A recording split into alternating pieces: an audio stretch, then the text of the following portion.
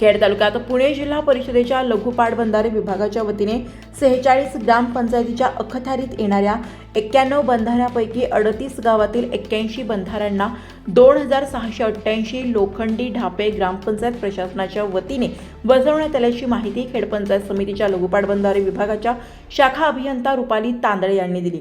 तर 8 गावातील 10 बंधाऱ्यांना 138 ढापे बसवण्याचे काम सुरू आहे। दरवर्षी सर्वसाधारण ऑक्टोबर महिन्यात ओढे नाले आदी ठिकाणी लघु पाटबंधारे विभागाच्या वतीने पाणी अडवण्यासाठी बंधाऱ्यावर लोखंडी ढापे बसवून पाणी अडवले जाते। यंदा पाऊस लांबल्यामुळे ओढे नाल्यांचा जलस्रोताचा प्रवाह टिकून असल्याने यंदा ढापे बसवण्यात उशिरा सुरुवात करावी लागली। तर गेल्या रब्बी हंगामात बंधाऱ्यांना ढापे बसवल्यानंतर सर्वसाधारण पावसाळ्यापूर्वी सर्वसाधारण मे महिन्यात बसवण्यात आलेले लोखंडी ढापे काढले जातात। यावेळी मात्र 10 मे पासूनच मान्सूनपूर्व अवकाळी पावसाने सुरुवात केल्याने बंधाऱ्यांना बसवण्यात आलेले लोखंडी ढापे काढण्यासाठी ग्रामपंचायत प्रशासनाची चांगलीच धावपळ झाली आहे। तालुक्यात आजअखेर कोल्हापूर पद्धतीचे 38 बंधाऱ्यांपैकी 35 बंधाऱ्यांना 1729 लोखंडी ढापे बसवण्यात आले।